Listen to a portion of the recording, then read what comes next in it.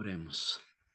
Padre Santo, queremos elevar esta plegaria al trono de la gracia, agradeciendo tu misericordia, tu bondad, porque cada día se renueva y también hay una oportunidad de conocer mejor a Cristo. Queremos que eso sea una realidad en nuestra vida. Siempre, Señor, abres puertas, nos das esperanza al agobiado, al cansado. Muchas veces las fuerzas se debilitan, pero tú renuevas las fuerzas del cansado, das nuevo aliento a quien lo necesita. Siempre, oh Dios, hay una necesidad eh, del corazón importante. Tú la conoces, Señor. Sanidad, unidad familiar, trabajo, tantas situaciones que atravesamos individualmente, Señor, tú puedes solventarlo conforme a tu voluntad y tu poder y también nuestra fe.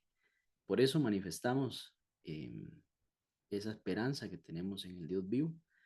Pedirte también porque hemos fallado siempre en algo, Padre, y te fallamos. Tu misericordia se renueva, eres fiel a tu pacto. Y hoy, Dios, pues queremos pedirte perdón para renovar ese pacto contigo y mirar hacia la meta que cada uno de nosotros tenemos, que por la gracia de Cristo podemos alcanzar la fortaleza del Espíritu. En Jesús, amén. Muy bien. Voy a compartir presentación para que usted pueda seguir por acá el tema, sí. Permítame porque me voy a moverlo de lugar porque lo tengo acá en este. Vamos a ver. Desearía que se compartiera, pero aquí, no allá. Okay. Muy bien, ya parece que puedo hacerlo. Ahora sí, muy bien. Bueno, ahí tenemos una hermosa vasija siendo moldeada por un alfarero, ¿verdad que sí? Eso es una representación bíblica. Jeremías en un momento utilizó este ejemplo tan puntual. Y también pues en algún momento Dios formó al hombre del polvo de la tierra, dice la palabra, libro de Génesis. Lo creó a imagen y semejanza. Eso es un detalle bastante importante. Vamos a hablar un poquito de eso hoy, algunos detalles que de pronto no hemos notado en la parte de la creación y también más adelante, como lo relata el libro de Génesis, básicamente los primeros 3 capítulos, ¿cierto? Vemos un Dios, un Dios creador soberano. Me llama mucho la atención y quizá usted ya lo ha notado, pero tiene un significado un poquito profundo. Pues Dios dijo, produzca la tierra verde, la tierra hierba verde, produzca las plantas, produzca la tierra seres vivientes. Si nota, es un mandato que da Dios a la tierra. Si lo nota así, es Dios mandándole a la tierra que produzca. Es decir, eh, como Dios mirando y dándole una orden a la tierra para que de ahí se produzca vida. Es un mandato que Dios eh, hace durante los primeros 6 días de la creación. Y entonces Dios habló y la tierra produjo.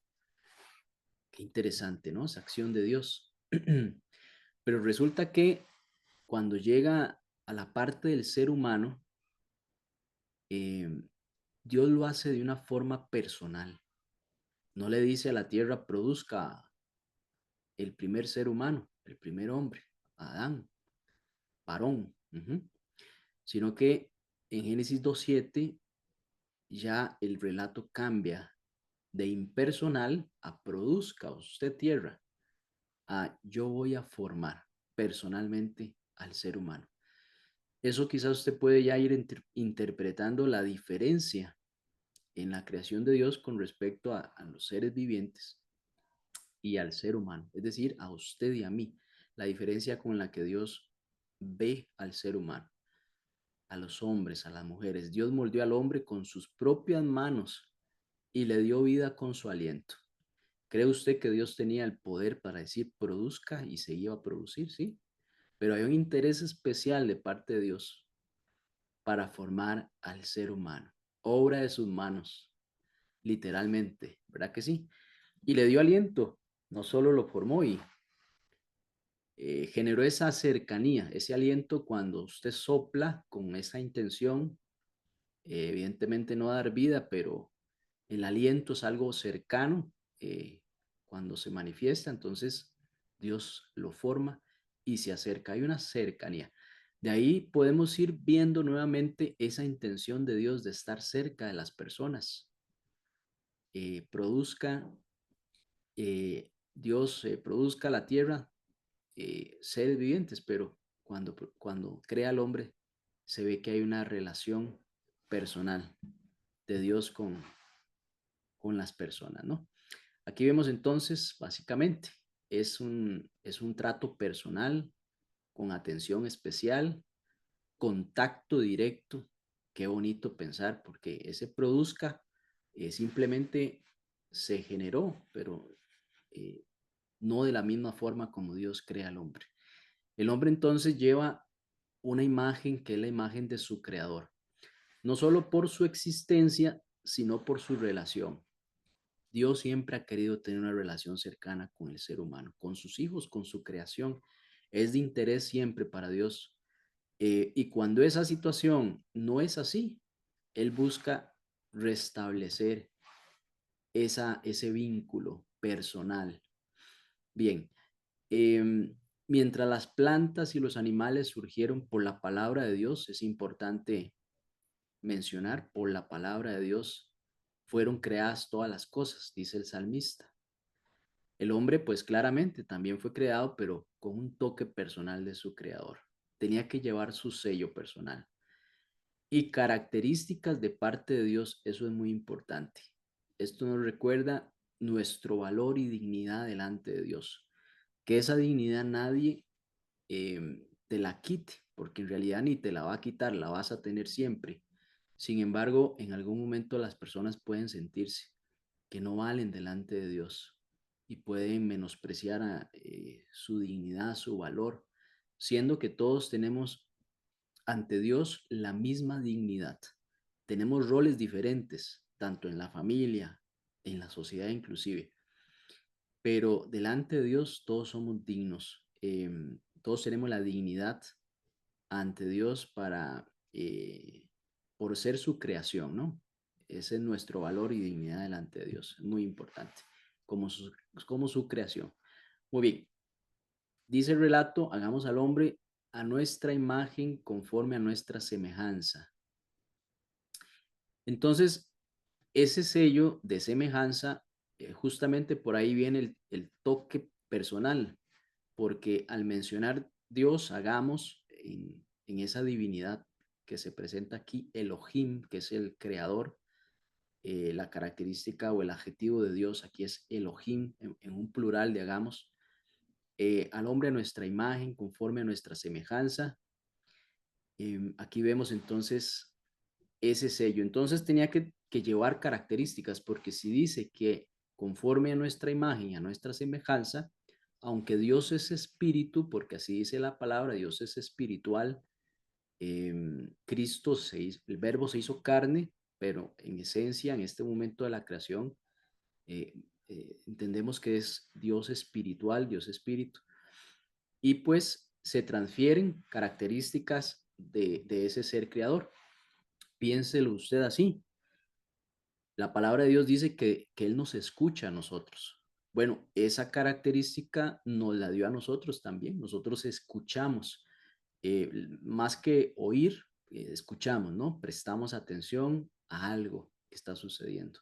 Y así en general, Dios dice en su palabra que Él nos ve a nosotros. Bueno, nosotros podemos ver. Y eso puede trascender a los ojos espirituales también, ¿cierto? Bueno, Dios es amor, como lo vimos en alguna lección anterior, nosotros amamos, así como Dios ama y es amor, pues esa característica también se nos da por medio de Él. Nosotros podemos llegar a amar. Inclusive, el ser humano puede dar su vida por otra persona. Así dice también la palabra de Dios, no hay mayor amor que este, que el que da la vida por sus amigos. Bueno, justamente eso hizo Cristo, ¿verdad? Podemos pensar como, no como los pensamientos de Dios que son infinitos, pero cuando Dios nosotros nos presenta las razones por las cuales elegir el bien, nos da un razonamiento. Quiere decir que Dios también, pues, presenta esa razón. El uso de la razón. Es muy importante adorar a Dios con nuestra razón. Nuestras emociones es la expresión de la razón, pero no es el fundamento. Las emociones van y vienen, ¿verdad? Somos seres creadores como nuestro creador. Usted ha notado que a usted le gusta hacer cosas. Hasta las personas ya mayores les gusta hacer. De hecho, cuando dejan de hacer, se entristecen, porque esa característica intrínseca que tenemos de nuestro creador es que nosotros creamos cosas. Y así usted encuentra el mundo lleno de cosas que el ser humano creó, porque trae esa naturaleza también de buscar ser creador. Lo importante es que lo que cree no lo adore, ¿verdad? Eso es muy importante. Entonces, cuando salimos de las manos de Dios como el primer ser humano, como raza, como generación, tuvimos carácter bondadoso, justicia, pureza y verdad. Todo eso lo heredamos también de nuestro Dios. Inclusive hoy, si llegamos a manifestar eso, es porque nuestro Creador nos lo ha dado a nosotros, ¿verdad? Después sucedieron algunas cosas que vamos a ver. Se corrompió, pues, este carácter en nosotros. Sin embargo, tenemos la dicha de que todavía, por obra misma de Dios, vemos esto en la creación de Dios aún.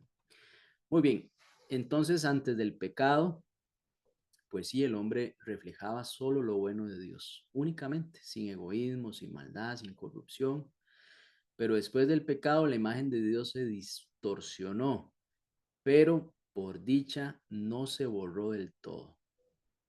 El ser humano tenía todavía esa lucha espiritual, el Espíritu de Dios le toca su corazón para contener la maldad. Si el Espíritu de Dios no contuviera la maldad en este planeta, sería otra historia también. Bueno, pero tuvimos la dicha de que Cristo vino a restaurar la imagen divina de nosotros. Por eso es que nosotros debemos siempre buscar que el Espíritu de Dios trabaje con nosotros. Es muy importante. Esa es la forma en que esa imagen y por medio de Cristo es que nosotros podemos reflejarla, ¿verdad? Romanos 8:29 dice, porque a los que antes conoció, también los predestinó para que fuesen hechos conforme a la imagen de su Hijo, de Cristo, ¿verdad? Para que Él sea el primogénito entre muchos hermanos. Es como si fuera nuestro hermano mayor. Cristo tiene esa figura, usted sabe, de sumo sacerdote, de rey de reyes, de Mesías, pero también como del hermano mayor, porque es el que nos defiende y nos presenta ante el Padre Celestial como sus hermanitos. Mira qué bonito. Somos los hermanitos menores de Jesús. Muy bien. Ahora, sucedió algo impresionante. Después de la gloria de la creación, podemos llamarlo así, el establecimiento también del séptimo día, que es el día de reposo, después de la semana de la creación y después de que Dios dijo, contemplo todo lo que he hecho y me parece muy bueno. E instituyó el matrimonio porque también de Adán, así como lo formó, pues tomó de su costilla para crear a Eva, cerquita ahí el corazón para que el esposo cuide a su esposita siempre, ¿verdad? La tenga en gran aprecio cerquita de él. Eh, y de hecho quiero mencionarle que cuando Dios creó a Eva, Adán no vio eso. Adán ni Eva vieron cuando Dios creó las cosas, porque Dios creó todo y hasta el sexto día los creó a ellos. Quiere decir que ya todo estaba creado. Cuando Dios crea a Eva, pone a dormir, dice que pone a Adán en un sueño. Entonces, desde Adán y Eva, creer que Dios hizo todo es por fe. Vea qué interesante. Ellos mismos, los primeros dos seres humanos, no vieron a Dios creando. sino que creyeron que fue Dios el que hizo todas las cosas. Así que si ellos tuvieron que creer, nosotros pues vamos a creer también que Dios es el creador de todas las cosas, ¿verdad que sí? Muy importante, es un acto de fe. La fe ha estado presente desde siempre. Muy bien, ahora resulta que Eva, la varona, como se le llama bíblicamente hablando, varona o la esposa de Adán, eh, cometió un error que sí sabemos que fue que comió del árbol de la ciencia, el conocimiento, el bien y el mal. Vamos a hablar un poquito ahí. Pero primero, podemos considerar que un error importante fue haberse apartado de su esposo. Se alejó ella. No precisa el relato por qué, ni cómo, ni cuándo. Lo que sí podemos determinar es que se apartó de su esposo y quedó solita allí, cerca de dónde, de un lugar prohibido, un lugar peligroso. Eso a nosotros nos puede pasar en nuestra vida.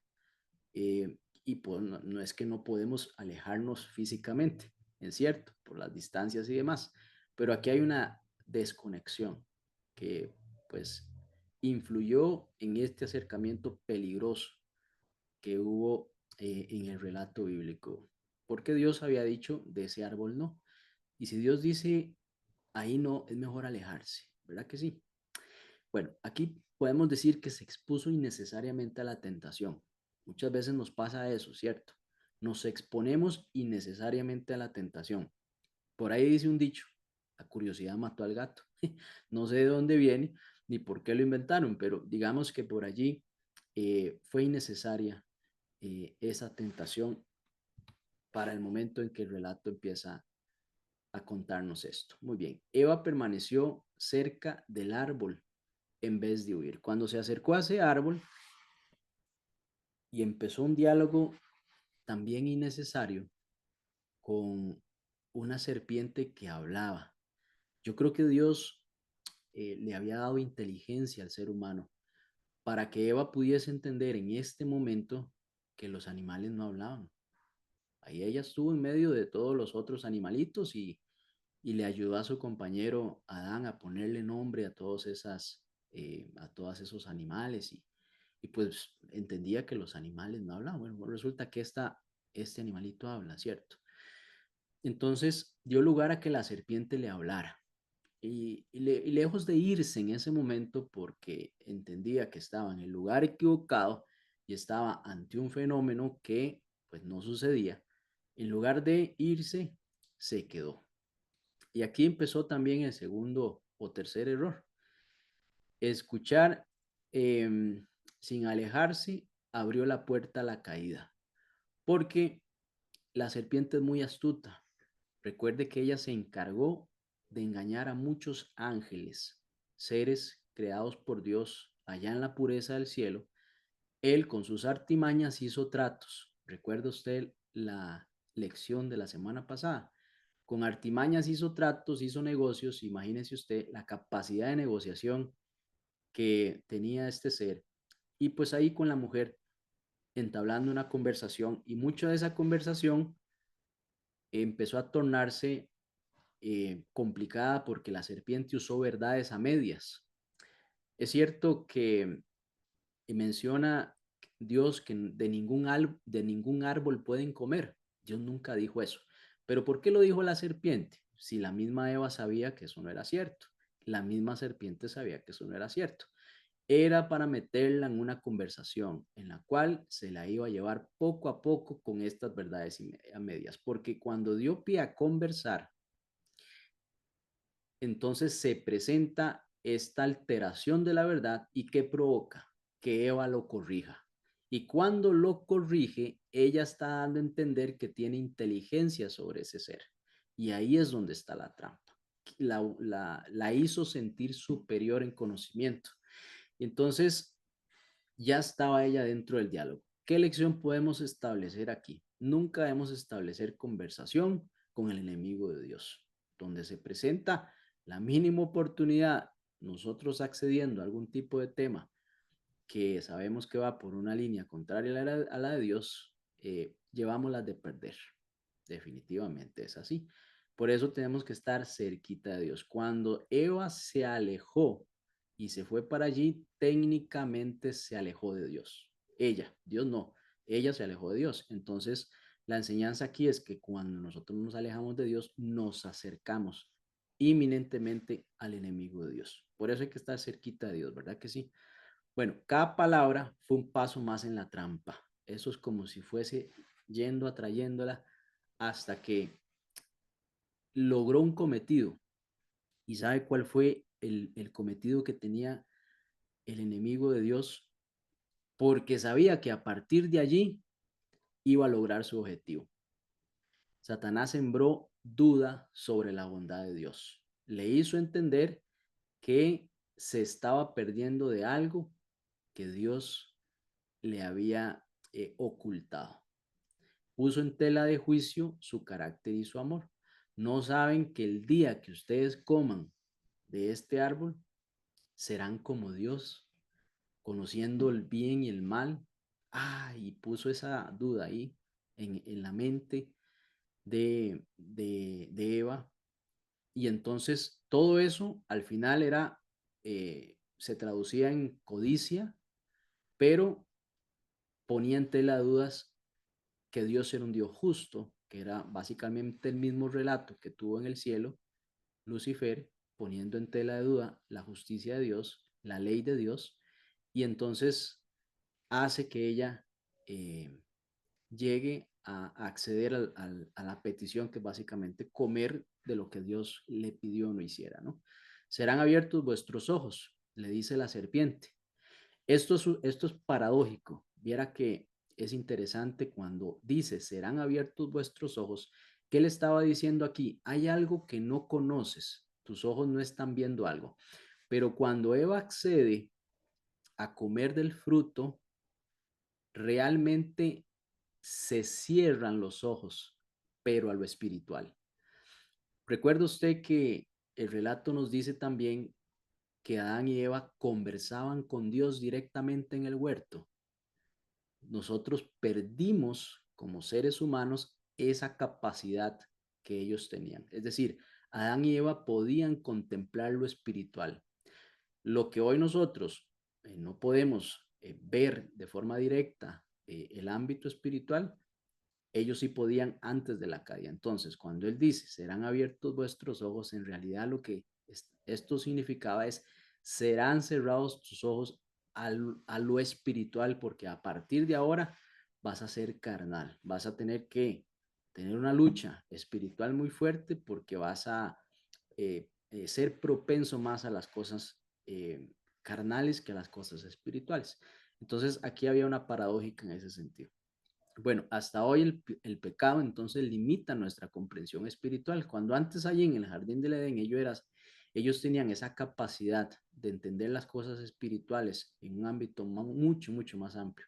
Nosotros hoy tenemos eso limitado. En algún momento, algún profeta, Dios le mostraba los ejércitos espirituales que estaban a favor del pueblo de Israel, pero tenía que suceder un milagro para que otro pudiera ver eso, así como era el siervo de Eliseo.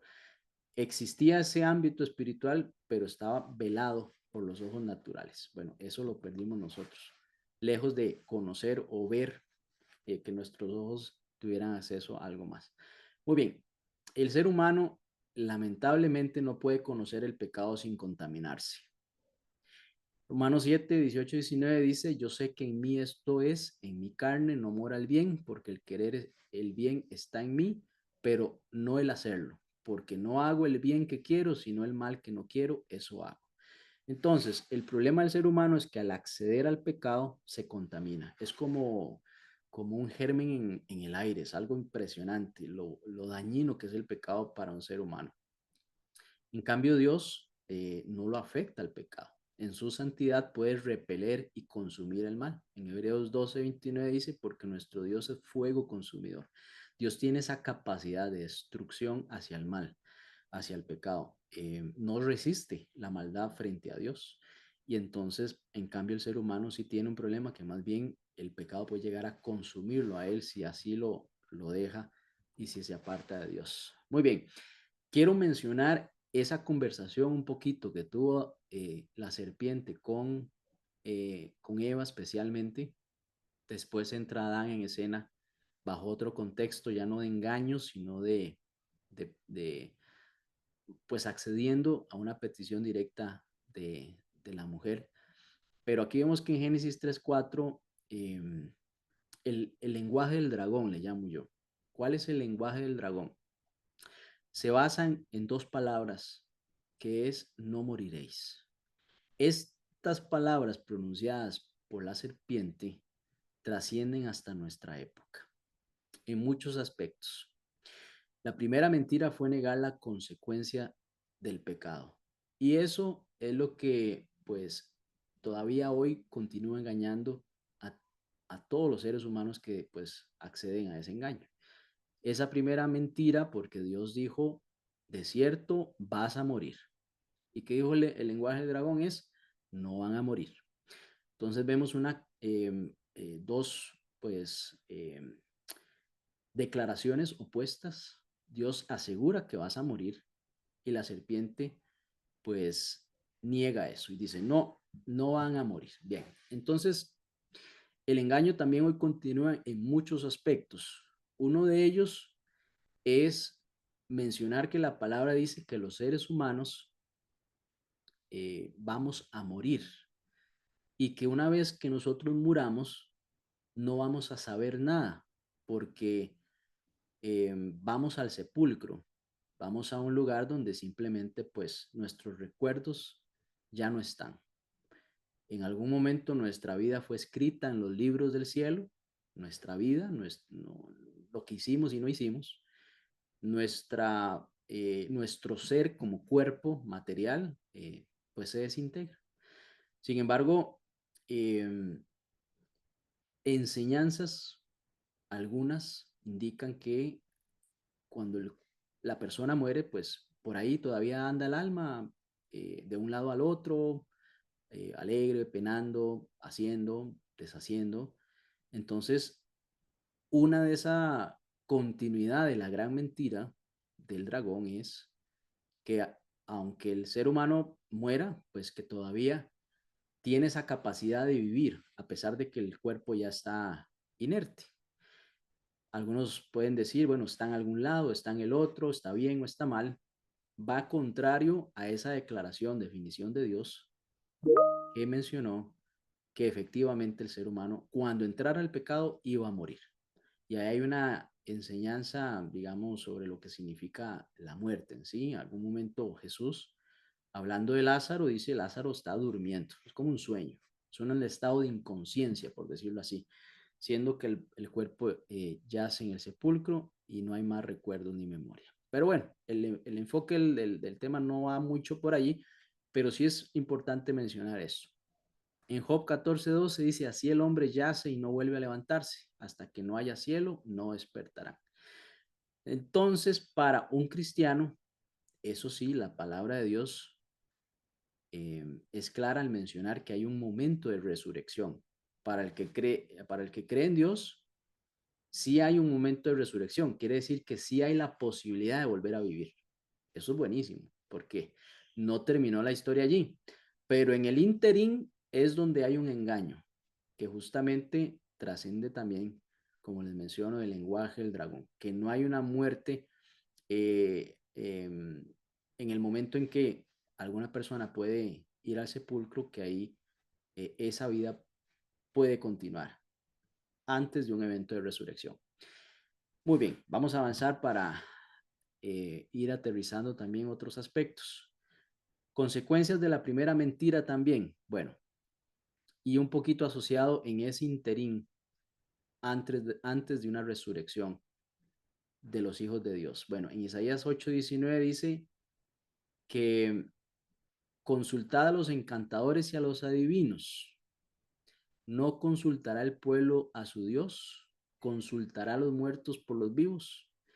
Entonces aquí el profeta está haciendo una pregunta al pueblo porque había un mandato de parte de Dios de que no se debían consultar a los muertos. ¿Y por qué la gente consultaba a los muertos desde los tiempos bíblicos? Por un lenguaje del dragón que había dicho, ustedes no van a morir. ¿Qué creencia se había desprendido a partir de esa declaración? Bueno, cuando las generaciones siguen avanzando después de Adán y Eva, hay una línea de, en esa descendencia, básicamente los descendientes de Caín, ellos pues continúan ese tipo de enseñanzas contrarias a la palabra de Dios, contrarias a las que Dios le había enseñado a Adán y Eva después, también con su hijo Set, que sustituyó a Abel. Se dividen en dos líneas las enseñanzas, unas bíblicas o basadas en la palabra de Dios y otras basadas en la enseñanza del lenguaje del dragón. Y por eso había toda una costumbre en algunos lados, especialmente, pues claramente, personas que no eran del pueblo de Dios, que no eran del pueblo de Israel. Sin embargo, el pueblo de Israel llegó a caer en alguna de esas prácticas. Por eso aquí Isaías les hace la pregunta, ¿no consultará el pueblo a su Dios? ¿Por qué no consulta a Dios en lugar de ir a consultar a los muertos, que según la palabra de Dios nada saben? Entonces también en Levítico 19:31 dicen, no se vuelvan a los encantadores ni a los adivinos, no los consulten. ¿Por qué Dios eh, pide esto? Bueno, básicamente porque la respuesta que estas personas o estos oficios proporcionan son engaños. Recuerde que todo viene bajo una línea de engaño. No morirán, sí, sí van a morir. Y entonces, a partir de ahí, al ir contrario a la palabra de Dios y al tratar de darle significado a ese no morir, Satanás se inventa una serie de artimañas para buscar convencer a las personas de alejarse de la palabra de Dios y continuar bajo la línea del engaño, que es básicamente encantadores, adivinos, consulta de los muertos, todos esos entes que Dios, inclusive a su pueblo, llegó y dijo, no sigan el lenguaje del dragón, no consulten a todo esto que está relacionado a esa inmortalidad aparente del alma o de la continuidad de la vida después de la muerte.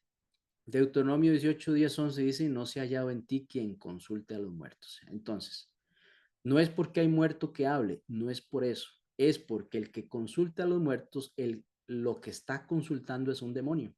Y el demonio lo que va a hacer es engañar, ¿cierto? Porque te va a querer sacar de el camino de la vida y llevarte al camino de la muerte. Entonces, ese lenguaje del dragón, desde el libro Génesis y con esa frasecita, no moriréis, todavía continúa. Eh, porque característica siempre va a ser del enemigo de Dios es engañar al mundo entero. Aquí pues serpiente antigua, claramente la misma serpiente que estaba allá, el cual pues busca engañar al mundo entero, pero a los hijos de Dios no puede engañarlos porque los hijos de Dios se fían en la palabra de Dios y en el escrito está, entonces si Dios dice algo, es mejor creer eso, ¿verdad? Eh, en Apocalipsis capítulo 16, 13 y 14, vi salir de la boca del dragón, o sea, de la palabra del dragón, de lo que dice el lenguaje del dragón, espíritu de demonios que hacen señales. Esos espíritus demonios que hacen señales, pues esas señales buscan engañar, porque es el padre de la mentira. Por eso hay que alejarse de todo lo que está prohibido por Dios, porque al final lo que busca es engañar, ¿verdad? Espíritu y brujería son la continuación de aquella mentira, no moriréis. Espiritismo, perdón. Y eso pues hay mediums, hay personas que aseguran que hablan con los muertos, difuntos que ya fallecieron, cuando en realidad es un contacto con entidades del mal y hay que tener mucho cuidado. Son puertas que se abren, que solo Dios puede cerrar. No se puede, no es que no se pueden cerrar, pero se pueden cerrar, pero en el interín pueden traer muchas consecuencias, ¿cierto? Muy bien, la única seguridad está en la palabra de Dios. Recuerde usted eso. Yo soy la resurrección y la vida. El que cree en mí, aunque esté muerto, vivirá. Eso es lo que le mencionaba. No es que no va a haber vida en algún momento, porque Dios es un Dios de vivos, dice la palabra, ¿cierto? Sin embargo, el que esté muerto, vivirá. Bueno, todos los que han muerto están muertos, pero van a vivir si creyeron en Dios, tuvieron fe y aceptaron a Cristo, o creyeron en el Mesías en su momento antes de que Jesús llegara, ¿verdad? La muerte es un sueño temporal hasta la resurrección de Cristo. Eso es importante porque si nosotros creemos que Cristo va a volver, ese momento es donde se va a resolver el problema que se originó ahí en el Edén, cuando entró la muerte. Cristo ya la venció. Ahora hay un proceso en el cual pues su segunda venida está cerca. Entonces todo lo que provenga del espiritismo, la brujería o la consulta a los muertos es escuchar otra vez el lenguaje del dragón, es estar haciendo caso de lo que le dijo una vez a, eh, a, a Eva, ¿cierto? Bueno, recuerden que, bueno, estamos viendo un poquito más un tema del santuario y yo me metí un poquito ahí en el Génesis, ¿verdad? Lleva su tema también relacionado. El santuario fue dado para mostrar la verdad divina frente a la mentira del dragón. Quiere decir que ese plan de Dios de dar un santuario al pueblo, y ahí mismo en ese contexto histórico, Dios le dice a su pueblo, no consulte a los muertos, hagan sacrificios por la expiación de sus pecados, porque la paga del pecado es muerte, alguien tiene que morir, sin sangre no hay remisión de pecado. Eso es en vista de que si ustedes van al descanso, hay una oportunidad de resucitar en algún momento. Todo eso ellos lo veían también por medio del santuario que ahí estaba. Bueno, la mentira del dragón, el pecado no trae muerte. Básicamente eso era. Y existe la muerte, eso es importante mencionar. Existe la muerte natural, como nosotros experimentamos como seres humanos, y está también la muerte eterna. Esos son dos conceptos que la Biblia enseña. La muerte en nuestro tiempo se llama una muerte pues natural o temporal que se le asocia a un sueño. Sin embargo, la muerte eterna es después de que Cristo venga, vendrá un periodo de tiempo donde se determinará o se concluirá efectivamente los juicios de Dios y ahí es donde se recibe la muerte eterna. Pero es un tema un poquillo extenso. De pronto, lo que sí el santuario enseñaba era que había una necesidad de expiar el pecado para poder avanzar en algún momento en la vida eterna, ya no en la muerte eterna, ¿verdad? Bien, y la muerte eterna es una consecuencia eterna, no es un accionar eterno, por decirlo así. Eso es importante. Muy bien. La verdad del santuario, cada sacrificio mostraba que la paga del pecado es muerte. Cada persona que llevaba un corderito, una ovejita, un animalito a morir, eso le recordaba que la paga del pecado es muerte. Entonces confirmaba lo que Dios dijo, ciertamente van a morir. Va en contra del no van a morir, ¿cierto? Ok. 2 corderos cada día en sacrificio, era importante hacerlo también a nivel del pueblo para expiación de los pecados del pueblo. Muy bien, recuerdan que hay un pan y un candelero en el lugar santo. Bueno, la mentira del dragón, el hombre tiene vida e inmortalidad propia, como si su alma siguiera por allí una vez que va al sepulcro. Bueno, la verdad del santuario, representado en el candelero, en esos 7 velitas que estaban allí, Cristo es la luz y el pan de vida. Recuerda cuando Cristo dijo, yo soy la luz del mundo, yo soy el pan de vida. Bueno, la muerte podemos asociarla a oscuridad y también pues definitivamente la muerte es contraria a la vida. Entonces vemos cómo Cristo soluciona, o más bien, o mejor dicho, Cristo es la única solución a la muerte. Cristo es la única solución a la oscuridad de nuestro corazón, a la oscuridad del mundo, a la maldad.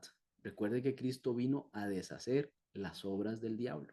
¿Y qué son las obras del diablo? Bueno, toda la maldad que vemos en el mundo. Ahí pues vino Cristo a deshacerlo. Entonces, claramente Satanás, el enemigo de Dios, quiere sacar a Cristo de la ecuación. Lo busca hacer de muchas maneras. Por ejemplo, a nivel religioso, quiere poner a Cristo, sí, como un hombre que fue muy bueno, que estuvo aquí en la tierra, póngale todavía inclusive profeta, pero no lo ponga como hijo de Dios. Como hijo de Dios, porque es la única forma de llegar al Padre. Entonces, si usted ve un debate religioso por todo lado, de otras denominaciones alrededor del mundo, con un problema de aceptar a Cristo como el Hijo de Dios. El punto aquí es que Dios mismo dijo, este es mi Hijo amado en que tengo contentamiento. Entonces, ahí ese candelabro y esos panes, yo soy el pan de vida, yo soy la luz del mundo, la presencia de esas llamitas que nunca se acababan, o que nunca se apagaban, perdón, hacía un recordatorio de la necesidad del hombre por depender de Dios. Muy bien, y en el incensario, que era antes de llegar al lugar santísimo, recuerdan que esas oraciones, eso representa las oraciones de los santos, porque era un olor grato que se elevaba, pues sí, hacia el cielo, en busca de ser escuchadas. Nosotros entendemos que el único intercesor para con nosotros y el Padre, pues es Cristo. Sin embargo, la mentira del dragón es utilizar mediums, espiritismo u otros mediando por los hombres, es decir, un hombre mediando por un hombre, eh, cualquier cosa excepto que sea Cristo, el único medio por llegar al Padre. Entonces, la verdad del santuario, por el contrario, la mentira del dragón, poniendo otros elementos, inclusive póngale de tintes religiosos y demás y de bondad, no hay un solo medio diferente que no sea Cristo. Entonces, esas oraciones que se elevaban al cielo llevaban una intercesión, definitivamente. Es más, nosotros dice la palabra que nosotros no sabemos ni orar muchas veces, pero el Espíritu Santo transforma nuestras oraciones, hace el lenguaje divino para llevar un mensaje certero, ¿verdad? Muy bien, Hebreos 7:25 dice, vive siempre para interceder por nosotros. Y Éxodo 37 al 8, el incienso cada mañana delante de Jehová. Qué bonito que usted se levante tempranito y eleve un incienso al Señor Dios, creador de todas las cosas. Yo disfruto eso. Yo sé que algunas veces uno se acuesta tardillo y le cuesta levantarse y hay veces pasa. No fue lo más efectivo en eso, pero cuando uno lo hace, tiene una experiencia bonita, cercana con Dios. Elevar una oración de mañana, usted solito, solita ahí, respire profundo, medite en Dios, léase Juan 1, el verbo se hizo carne, impresionante. Ese incienso de cada mañana llega por la hora de Cristo. Muy bien, avancemos. El propiciatorio y el arca. ¿Cuál es la mentira del dragón? La vida eterna es algo natural. Ahí seguimos, no se sabe ni cómo, ¿verdad? El alma nunca muere. Pero la verdad, el santuario dice que solo la sangre de Cristo, el Cordero, otorga la vida eterna. Y otra mentira, aquí implícita en el arca del pacto, es la no vigencia de la ley de Dios, porque Satanás siempre puso a Dios como injusto, que sus leyes no eran justas, inventemos nuestra propia ley, hagamos nuestro propio gobierno como un golpe de Estado. Entonces, en la ley de Dios, ahí en el arca del pacto, recuerda al pueblo de Dios que Dios es justo primero, sí es misericordioso también porque ahí se esparcía la sangre del cordero y que también pues hay una ley por la cual debemos de responder, ¿sí?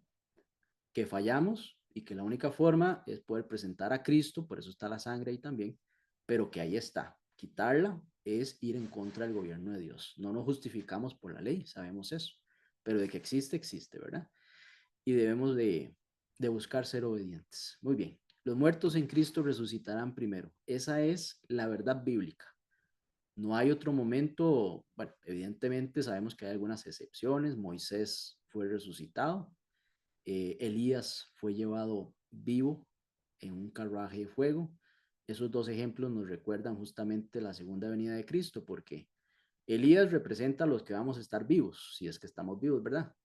Y si vamos al descanso, Moisés representa los que fueron al descanso y resucitaron. Entonces Dios se encargó también de utilizar esos dos eventos para, y por eso también se le presentaron a Cristo, recuerda usted, Elías y Moisés. Y ahí hubo una mini glorificación como un evento sobrenatural representando la segunda venida también. Es un poquito profundo eso, pero ahí está también. El santuario es una respuesta de Dios, ajá, y harán un santuario para mí y habitaré en medio de ellos. El enfoque de Dios sí es estar cerca de los hombres. estar cerca suyo y mío, pero también que conozcamos la verdad, que el enemigo no nos engañe. Cada servicio inmueble respondía a un lenguaje del dragón, o sea, a contradecir lo que el dragón enseñó, ¿verdad? El altar, el pecado mata, definitivamente. El candelabro y pan, Cristo es vida. El incensario, solo Cristo intercede. El propiciatorio, la sangre de Cristo da vida eterna. Por eso nuestra esperanza, qué bonita esta declaración de Cristo. Yo soy la resurrección y la vida. La muerte no es el final. En Cristo tenemos victoria sobre el pecado y sobre la tumba. Es impresionante. Para un cristiano, llegar al descanso es un signo de victoria si vamos al descanso en Cristo, ¿verdad? Porque se puede secar la hierba, se puede marchitar la flor, mas la palabra del Dios nuestro permanece para siempre. Qué bendición pensar en esto, que Dios es fiel a su palabra, que Dios es fiel a su pacto, que Él no es hombre para que mienta, que nosotros podemos estar seguros de lo que Él dice allí es y será. Entonces, crean eso, ¿verdad? Así como Adán y Eva no vieron cómo Dios creó las cosas, usted crea que Dios es creador de todas las cosas y redentor y va a venir por segunda vez en Cristo. Muy bien. Desde la creación hasta hoy, la palabra de Dios sostiene la verdad frente a las mentiras del enemigo. Bien, en esta noche es importante, así es, Ronnie, el dragón es Lucifer, ya como una figura, de hecho, ese calificativo de dragón viene por la serpiente que estaba en el Edén, y ahí pues la serpiente antigua también se le llama el dragón. Bien, es importante entonces, familia, siempre estar cerquita de Dios, porque Él es nuestra esperanza, ¿verdad que sí? En Cristo Jesús debemos de confiar siempre en su palabra y que el Espíritu de Dios nos guíe a, a estar cerquita de Dios. Muy bien, si alguien quisiera comentar algo, con mucho gusto, le doy aquí el espacio. Hermanita Mercedes, ¿cómo está? ¿Qué le pareció el estudio? Demasiado importante, No le muy escucho. Ah, lindo. espérese, perdón. Ahora sí, adelante. Ujú.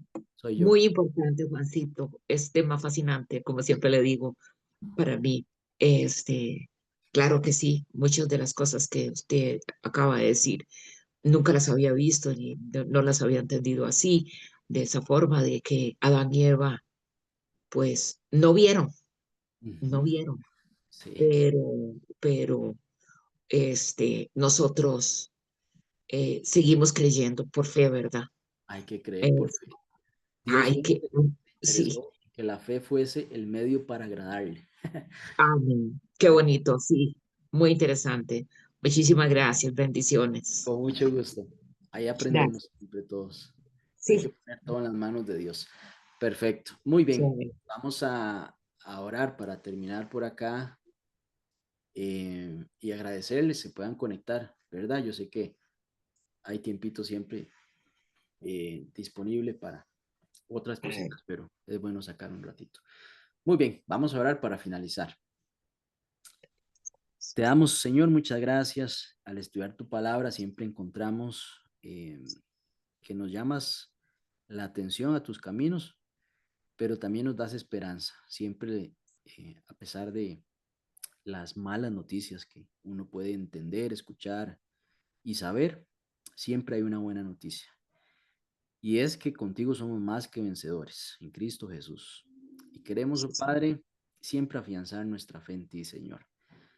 Este es un mundo que pues trae muchas cosas feas, situaciones, angustias, complejidades, retos, desilusiones, eh, que no vivimos aquí, Señor. Pero Cristo también sufrió, padeció y nos entiende, nos comprende. Por eso desde el trono celestial nos extiende la motivación, la guía, el espíritu de servicio que debemos de tener, el ejemplo, la esperanza y pues saber la certeza de la vida eterna, saber que este mundo va a ser renovado, vamos a poder disfrutar.